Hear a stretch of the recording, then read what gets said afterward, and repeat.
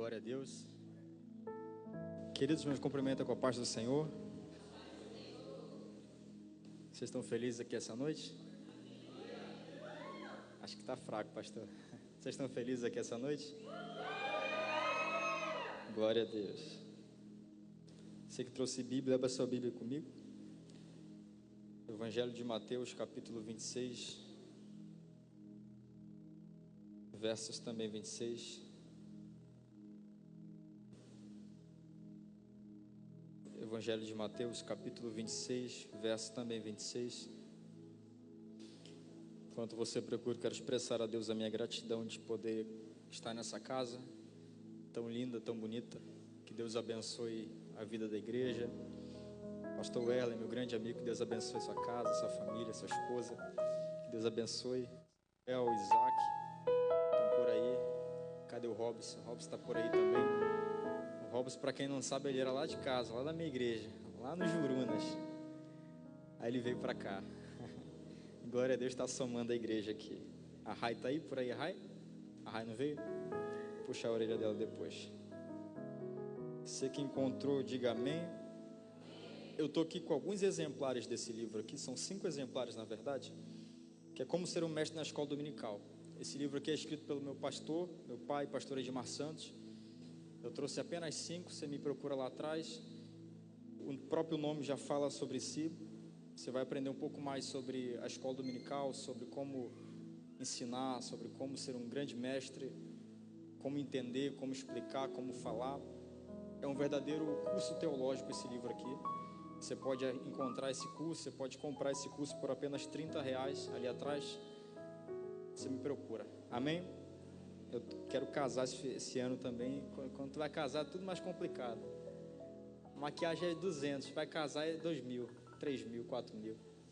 Até falei com a Samília esses dias, dá pra gente casar sem dizer que a gente vai casar, para ver se as coisas ficam mais baratas. Você que achou diz amém? Vamos ao que interessa. A banda pode me acompanhar e o teclado pode aumentar um pouquinho mais. Samuel me ajuda aí também. Todo mundo aí, vocês me ajudam. Mas vamos ao que interessa. A palavra de Deus diz assim: enquanto comiam, Jesus pegou um pão, deu graças, quebrou e deu aos seus discípulos, recomendando: tomai, comei, isto é o meu corpo. Novamente, enquanto comiam, Jesus pegou um pão, deu graças, quebrou e deu aos seus discípulos, recomendando: tomai, comei, isto é o meu corpo. Coloque a mão sobre o seu coração. Senhor Jesus, muito obrigado por essa palavra, muito obrigado por cada vida presente aqui nesse ambiente. A minha oração é que teu Espírito Santo conduza esse culto, conduza essa reunião conforme a tua vontade, conforme teu querer. E quantos concordam, diga amém. Você pode sentar, fica à vontade.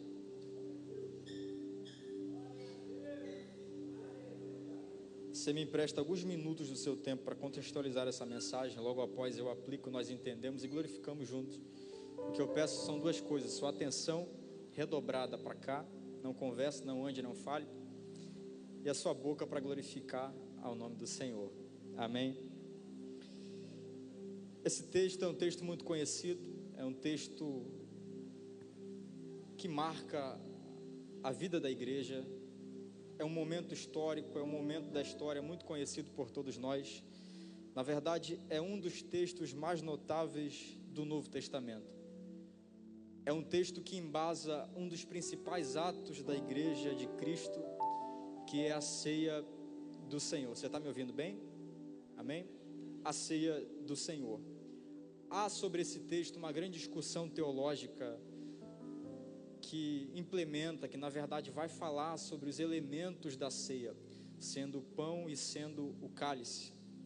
E essa discussão vai nos dizer, vai nos falar que há algumas teorias aplicadas em cima do pão, aplicadas em cima do cálice. Por exemplo, o simbolismo, a transubstanciação e a consubstanciação, que vão dizer que na verdade a transubstanciação e a consubstanciação acreditam que ao ingerir, ao comer o corpo de Cristo, ou melhor falando, o pão e o cálice, você está literalmente comendo aquele pão, aquele cálice, se transforma literalmente no corpo de Cristo e no sangue de Cristo. E ao comer, você está de fato comendo o corpo e bebendo o sangue de Cristo. Mas nós, assembleianos, pentecostais, não cremos nessa vertente teológica. Na verdade, nós ficamos com o simbolismo, que na verdade nós cremos que ele não se transforma no corpo de Cristo. É apenas uma lembrança, algo que nos remete, algo que nos faz lembrar e nos faz viver esse momento também com Cristo. Mas eu não quero entrar em discussões teológicas aqui um pouco mais profundas. O capítulo 26 de Mateus é o capítulo que antecede a crucificação de Jesus. Não é um capítulo fácil de se ler, quanto mais de ser vivido por Jesus. É um capítulo que traz algumas feridas para Jesus, é um capítulo que traz algumas dores para Jesus, é um capítulo que traz algumas feridas amargas para a caminhada de Jesus. E se eu puder definir esse capítulo, eu poderia definir como um capítulo de dor. É um capítulo que carrega, por exemplo, tramas para matar Jesus. É um capítulo que carrega traição. É um capítulo que carrega negação. É um capítulo que carrega abandono. Na verdade, o capítulo inicia dessa forma, um acordo sendo feito entre os chefes dos sacerdotes, os chefes da sinagoga para prender Jesus. Só que há um fato no início do capítulo que premeditou e preparou todo o restante do capítulo, toda a continuação. Na verdade, no verso 7 vai dizer que aproximou-se dele uma mulher trazendo um frasco feito de alabastro com um perfume precioso, que ela derramou sobre a cabeça de Jesus, estando ele à mesa. Estudiosos vão dizer que essa mulher seria Maria. Outras traduções vão dizer unguento de nardo puro de muito valor. No grego original, a palavra utilizada é pesado valor. E essa palavra só é utilizada aqui neste verso em todo o Novo Testamento. Em João, nós encontramos mais ou menos uma estimativa de quanto custaria esse unguento de nardo puro, esse vaso com alabastro, com um perfume precioso dentro. E João vai dizer que o valor dele seria mais ou menos 300 denários. Denário era a moeda que se pagava a uma diária de um trabalhador naquela época. Então perceba, 300 denários, conforme o que eu falei aqui para vocês, vai ser igual, vai se igualar a 300 dias de trabalho. Champlin, um grande comentarista bíblico, comentando sobre esse verso, vai dizer que um alabastro de nardo era um presente digno de um rei. A mulher então derrama todo o nardo sobre Jesus, mas conforme o Evangelho de Marcos, ela não satisfeita em apenas virar o vaso, sabendo que ainda poderia ficar qualquer tipo de gota desse nardo no fundo do vaso, ela faz algo um pouco mais profundo. Ela pega esse vaso, ela quebra o gargalo do vaso, para que toda gota desse nardo puro fosse utilizada para ungir a Jesus. E é aqui que os discípulos entram em cena e começam a questionar a Jesus, a dizer: para que tanto desperdício, para que desperdiçar tanto perfume precioso? É tão caro isso, você poderia pegar isso, vender e dar aos pobres, ajudar aos pobres. Mas aqui, Jesus interrompe os discípulos e começa a questioná-los e dizer: os pobres sempre estarão aqui com vocês, porém eu nem sempre estarei. E ao derramar esse perfume precioso sobre mim, ela o faz como que me preparando para o sepultamento. Conforme as palavras de Jesus, a mulher estava cumprindo duas coisas. A primeira delas é ensinando uma lição. Aí você pergunta para mim: qual lição? Não importa o valor, Jesus vale mais. Não importa quanto me custou, Jesus vale mais. Não importa quanto vai me custar, Jesus sempre vai valer mais. A segunda coisa que essa mulher faz, conforme as palavras de Jesus, é preparar ele para o sepultamento. Isso porque esse processo de unção visava a posse de 3 funções no Antigo Testamento, que são elas: rei, profeta e sacerdote. Perceba comigo, cabeça de pregador, se essa mulher estivesse aqui ungindo Saul no lugar de Jesus, ela estaria ungindo Saul, porque Saul era rei, Saul era profeta, mas Saul não era sacerdote. Se essa mulher estivesse aqui ungindo Samuel no lugar de Jesus, ela estaria ungindo Samuel, porque Samuel era profeta, Samuel era sacerdote, mas Samuel não era rei. E aqui lá vai para quem é bom de Bíblia: somente Jesus é rei, profeta e sacerdote. Hebreus 1, no Antigo Testamento, Deus falava aos homens através do profeta, mas no Novo Testamento, Deus usa o seu Filho para revelar as verdades do céu à terra, para revelar a verdade de Deus à humanidade. Hebreus verso 3, se no Antigo Testamento o sacerdote era usado como um instrumento para perdoar o pecado do povo, derramando o sangue do cordeiro na tampa da arca, chamado de propiciatório, no Novo Testamento Jesus é o sumo sacerdote, mas também se entrega como um cordeiro para expergir os nossos pecados. Mas e se não bastasse ser profeta? A banda pode vir comigo, se eu for vocês vêm, se eu endoidar vocês endoidam aí também, por favor, pelo amor de Deus. Aí se não bastasse ser profeta e ser sacerdote, Apocalipse 19, João viu os céus abertos, e eis um cavaleiro em cima de um cavalo branco, sobre os seus olhos eram como chamas de fogo, a sua roupa, ele estava vestido com um manto de sangue, e o seu nome na coxa estava escrito.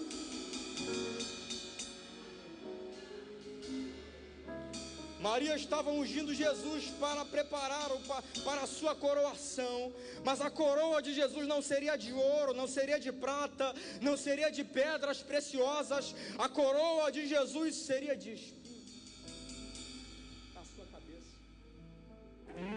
Verso 14, Judas vai ao encontro dos chefes do sacerdote. No verso 15 ele pergunta: o que vocês vão me dar caso eu entregue a Jesus? E eles respondem: 30 moedas de prata. Agora perceba a diferença comigo, porque se para uma mulher, independente do valor, Jesus sempre vai valer mais, para Judas, que caminhava com Jesus, 30 moedas paga. 30 moedas são o suficiente. Mas para que falar tanto de Jesus, ou melhor falando de Judas, se por vezes Jesus também vale pouco para nós, minha irmã? Porque se por diversas vezes eu trocar alguma programação da igreja por qualquer outra programação externa, eu também estou vendendo Jesus por 30 moedas de prata. Porque se qualquer relacionamento for mais importante do que o relacionamento com Jesus para mim, eu também estou vendendo Jesus por 30 moedas de prata. Porque se qualquer outra opinião externa for mais importante que a opinião de Jesus sobre mim, eu também estou trocando e vendendo Jesus por 30 moedas de prata. E aqui eu chego onde eu queria chegar. Verso 26, enquanto comiam, Jesus pegou um pão, deu graças. Escute, Jesus é perfeito em tudo. Quantos concordam, diga amém. E nada na vida de Jesus é descartável, porque Ele é perfeito em tudo. De mim, há coisas que eu faço e há coisas que eu falo que são interessantes de serem vistas e copiadas, mas há outras que é melhor serem descartadas, porque eu não sou perfeito. De você, há coisas que, olhe para cá, de você, há coisas que você faz e fala que são interessantes de serem copiadas, mas há outras que é melhor nem serem vistas, porque você não é perfeito, e há muita coisa na sua vida para se descartar. Mas de Jesus nada é descartável. Então perceba, da vida de Jesus nós devemos fazer o que Ele falou e copiar o que Ele fez. Há no texto 2 tipos de lições: nas palavras que saem da boca de Jesus e no comportamento de Jesus. Isso porque da ceia à crucificação há um intervalo de mais ou menos 5 a 6 horas de tempo. Agora você olha para mim e pergunta: pregador, como é que Jesus consegue se sentar à mesa para comer com seus discípulos, sabendo que daqui a algumas horas vai ser crucificado, sabendo que daqui a algumas horas vai ser chicoteado, sabendo que daqui a algumas horas vai ser negado, traído, abandonado, como se não estivesse sofrendo, como se ele não estivesse preocupado? Como ele consegue sentar, partir o pão, comer, conversar, como se não estivesse angustiado, sofrendo, aflito, preocupado? Na verdade, o comportamento de Jesus estava ensinando uma lição que o sábio Salomão já havia dito há muito tempo atrás: há tempo para todas as coisas, e se há tempo para todas as coisas, não é todo tempo que é tempo de sofrer. Eu vou de novo aqui essa noite, só para quem vai levantar essa mão no terceiro céu. Joga as duas mãos no terceiro céu, pelo amor de Deus, e eu quero liberar essa palavra sobre a sua vida. Esse texto é como se Jesus estivesse dizendo: daqui a pouco eu vou para o Getsemane, lá eu vou chorar, lá eu vou sofrer ao ponto de suar sangue, mas aqui agora não, aqui com os meus discípulos eu vou aproveitar. Esse texto é como se Jesus estivesse dizendo: as emoções não dominam o meu ser, as emoções não dominam o meu comportamento. Eu vou liberar para quem está de mão levantada aqui essa noite: aprenda a dominar as suas emoções para não viver uma vida paralisado. Eu vou soltar de novo para quem vai tomar posse: aprenda a dominar as suas emoções para não viver uma vida paralisada. Aí você olha para mim e pergunta: pregador, tem problema em sofrer? Há problema em chorar? Há problema em ter picos de sofrimento sobre a minha vida? Não há problema, porque problema é normal, sofrer é normal, ter tristeza é normal. O que não é normal é viver uma vida toda chorando, é viver uma vida toda sofrendo. O que não é normal é viver uma vida toda de vale, uma vida toda de deserto.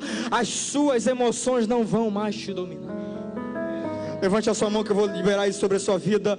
As suas emoções não vão mais te dominar, as suas emoções não vão mais te paralisar. Tem alguém para tomar posse disso? Tem alguém para crer nisso? É por causa desse aleluia que eu vou de novo essa noite. As suas emoções não vão mais te paralisar, não vão mais te dominar.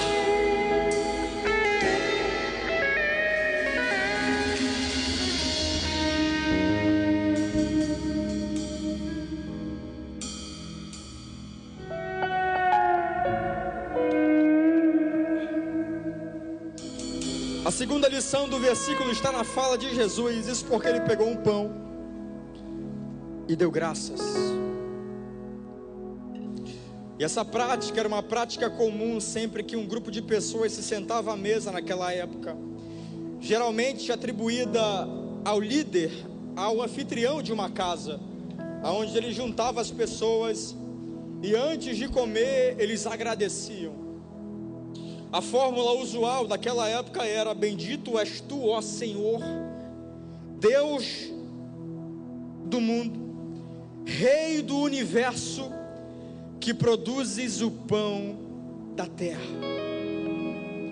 Perceba, a intenção aqui era agradecer pelo que já aconteceu.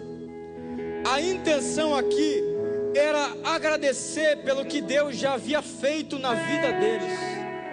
A intenção aqui não era, Robson, pedir alguma coisa a mais, não era implorar por alguma coisa a mais, não era não estar satisfeito com o que aconteceu e pedir algo a mais. A intenção aqui era somente uma: agradecer pelo que já tinha sobre a vida deles, pelo pão que já foi trabalhado, que já foi produzido e agora está sobre a mesa deles. Mas sabe o que é interessante aqui, meu pastor? O interessante aqui é que Jesus está sendo traído, mas está sendo grato. O interessante aqui é que Jesus vai ser negado, mas está sendo grato. Eu vou ficar aqui até você entender. O interessante aqui é que Jesus está sendo abandonado, mas está sendo grato. O impressionante aqui é que Jesus sabe que vai ser traído, negado, abandonado, desprezado, mas continua sendo grato. Sabe por quê? Porque Jesus entendeu e compreendeu que na verdade a gratidão não é a reação de um cenário perfeito, a gratidão é a convicção da graça.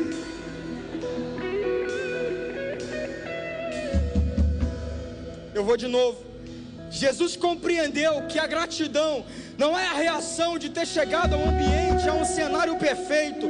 Jesus compreendeu que a gratidão é somente a convicção e a consciência da graça dos céus sobre a sua vida.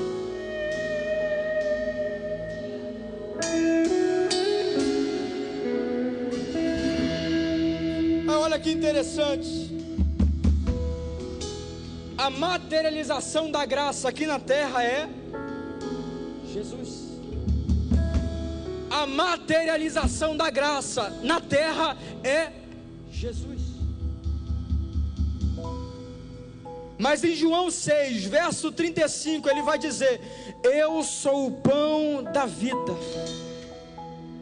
Eu sou o pão da vida.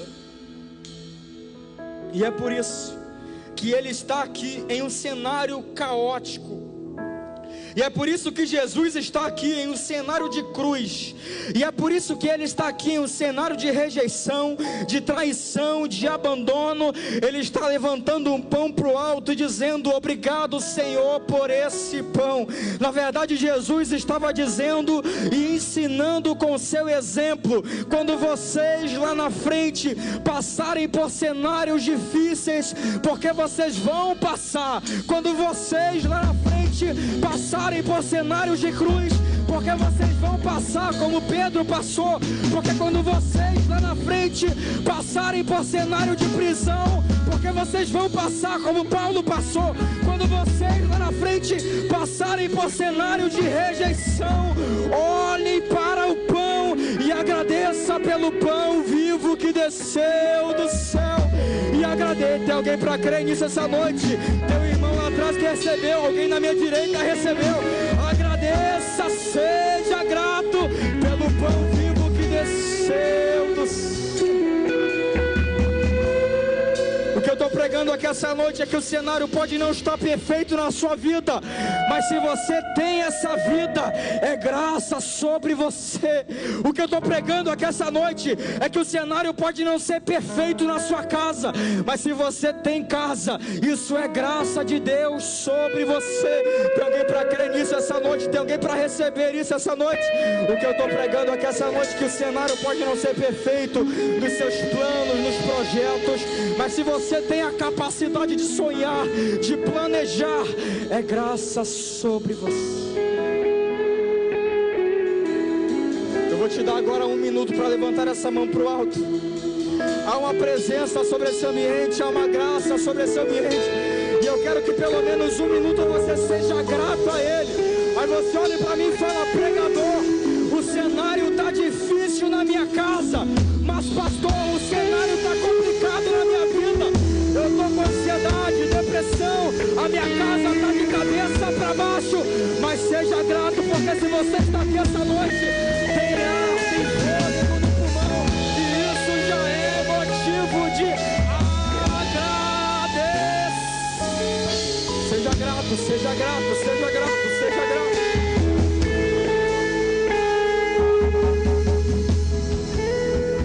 Mas pregador, essa igreja não é perfeita, não é, como a minha também não é, e nenhuma é, mas se chegou aos 60 anos, é graça de Deus sobre a vida dessa igreja, é graça de Deus sobre a vida dessa igreja.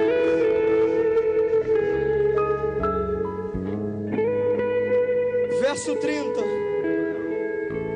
e tendo cantado um hino, saíram para o Monte das Oliveiras. Provavelmente, o hino cantado aqui é a segunda metade do Halel, isto é, do Salmo 115 ao Salmo 118. Halel, ou Halel, é o nome dado a um grupo de salmos que compõem o Salmo 113 ao Salmo 118, que são salmos de louvor. Agora perceba comigo, se a palavra louvor no hebraico é justamente essa, Hallel, que significa engrandecer, exaltar, elogiar, logo, o louvor tem o propósito de dar a Deus a glória da qual Ele é digno. Então perceba, se um dos conceitos de adoração é justamente essa, atribuir honra a quem merece honra, atribuir glória a quem merece glória, logo, cantar um hino de louvor também é uma forma de adoração. Você não glorificou, você não entendeu. Eu explico. O que é lindo aqui é que Jesus não está adorando porque desceu um anjo e disse: você não vai mais ser crucificado, fica de cabeça fria, a sentença mudou.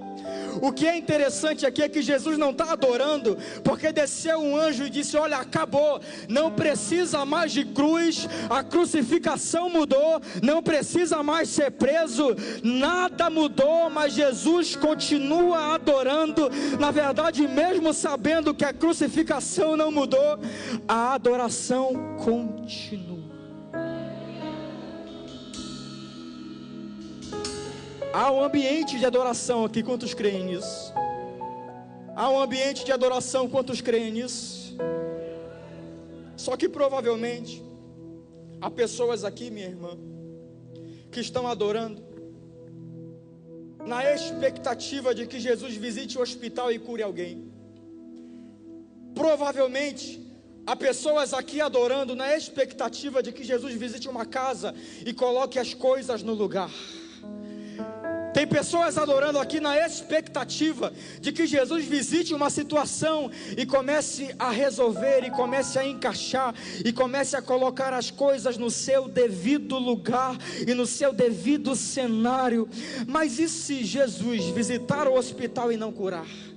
A adoração continua.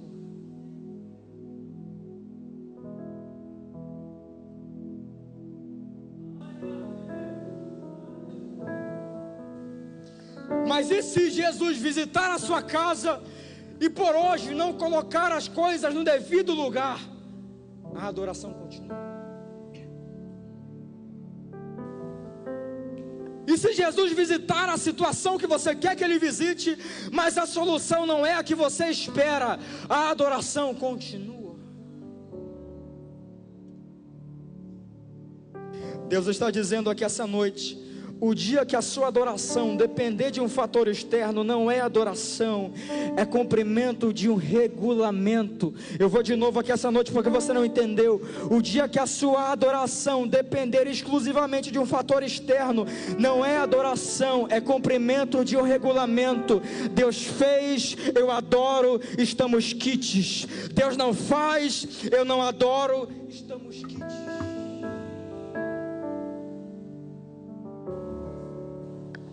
Mas eu posso ser sincero com você essa noite, com muito amor. Adoração não é o seu externo retribuindo o que Deus faz. Adoração é o seu interno testificando quem Ele é. Não, eu vou de novo essa noite. Você não entendeu isso essa noite, se não tinha levantado essa mão para glorificar, levante a mão pelo amor de Deus. Adoração nunca vai ser o seu externo retribuindo o que Ele te dá, o que Ele faz, o que você pede.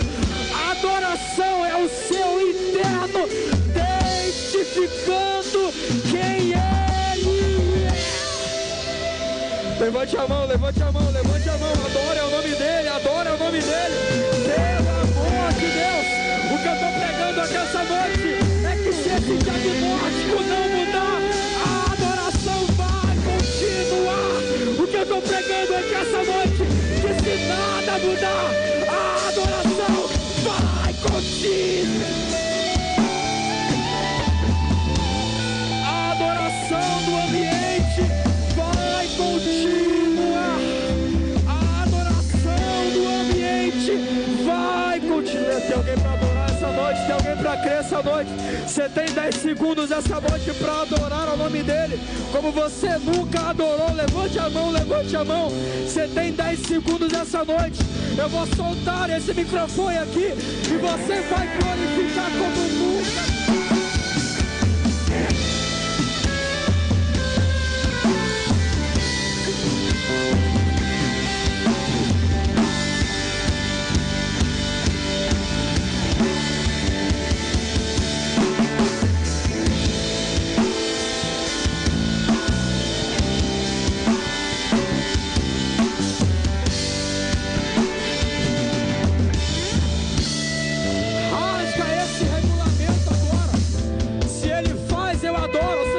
beleza, eu não adoro. Pelo amor de Deus, pega esse regulamento agora e rasga para nunca mais fazê-lo novamente, porque adoração não é isso. Adoração é: eu estou na crise, eu adoro; eu estou na beleza, eu adoro; eu estou no deserto, eu adoro; morreu, eu adoro; não morreu, eu não adoro.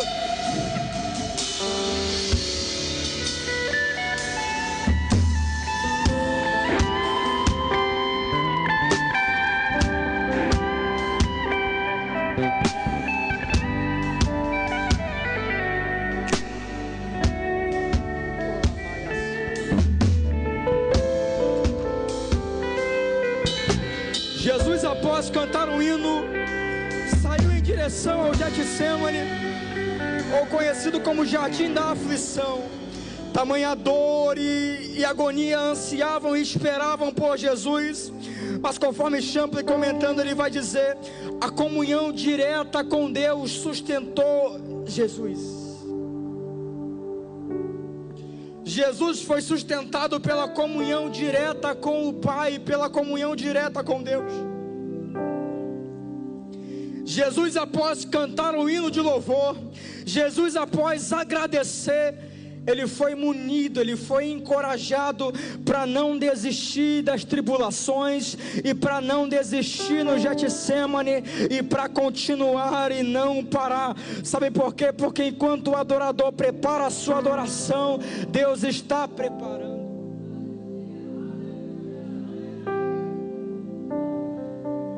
Enquanto o adorador está preparando, moldando a sua adoração, Deus lá dos céus está trazendo força, está derramando coragem, está derramando ousadia. Então, pelo amor de Deus, só quem quer ser preparado por Deus para enfrentar gigante, para enfrentar peleja, para enfrentar levante, joga as duas mãos no terceiro céu, faça melhor, dá o pulo dessa cadeira, adorando e exaltando ao nome do Senhor. Você pode ficar de pé, adorando e exaltando.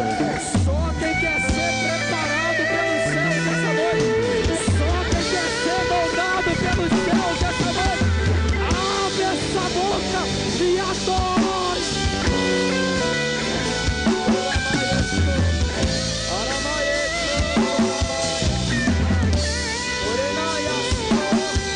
Olha uma glória que toma essa casa aqui agora. Sendo derramada sobre esse lugar. E você que entende essa atmosfera, você que entende esse cenário, pelo amor de Deus, reaja a essa presença, reaja a essa graça. Oh, Jesus.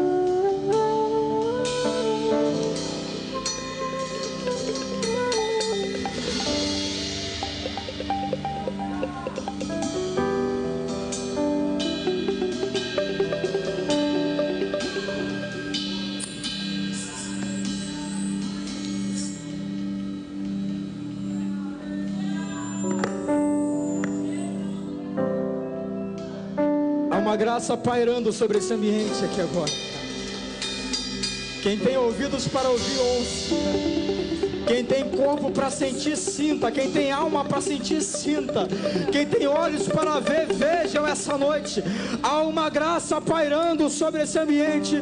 E só quem entende essa presença, só quem entende essa graça, você tem liberdade essa noite para engrandecer, exaltar e adorar o nome dele como nunca adorou. Porque dele, por ele, para ele são todas as coisas. Porque dele, por ele, para ele são todas as coisas.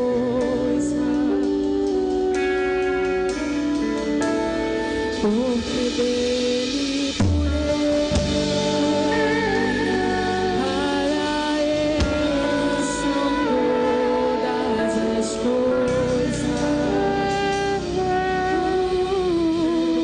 Porque dele, por ele, para ele são todas as coisas. Levante a mão, levante a mão, levante a mão.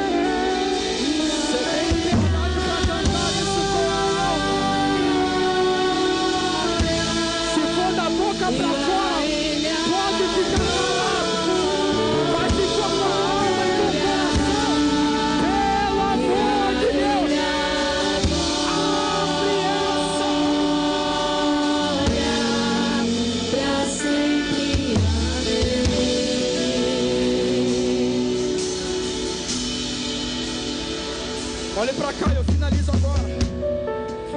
O propósito de Jesus aqui na terra foi morrer por nossos pecados para que nós tenhamos vida. Derramar o seu sangue na cruz do Calvário para nos perdoar com Deus, para nos unir com Deus. Isso porque o pecado criou uma separação, um afastamento de Deus. Agora nós estamos unidos a Deus porque o sangue do Cordeiro foi derramado. O sangue de Jesus foi derramado na cruz do Calvário. E o propósito de Jesus aqui na terra foi cumprido com excelência. Ele não parou, ele não voltou atrás, ele não desistiu, ele seguiu e finalizou. Só que escute isso essa noite. Tudo que Jesus faz é exemplo para nós. Tudo que ele faz é exemplo, então perceba. Capítulo 26. Jesus está no meio da dor. Jesus está no meio da traição. Jesus está no meio da negação, rendendo graças e adorando. Você não entendeu isso essa noite? Eu vou de novo. Capítulo 26. Jesus está no meio da dor. Jesus está no meio da traição. Jesus está no meio da negação. Fazendo o que, pastor? Rendendo graças e adorando. Sendo grato e adorando. Eu não sei se você entendeu, mas eu vou liberar para quem vai levantar a mão essa noite. Siga o exemplo. Levante a mão, levante a mão. Siga o exemplo. No meio da dor, seja grato e adore. No meio da aflição, seja grato e adore. No meio da negação, seja grato e adore. No meio da aflição, seja grato e também pra quê? Pelo amor de Deus, abre a boca, abre a boca, abre a boca. Só quem tem juízo essa noite.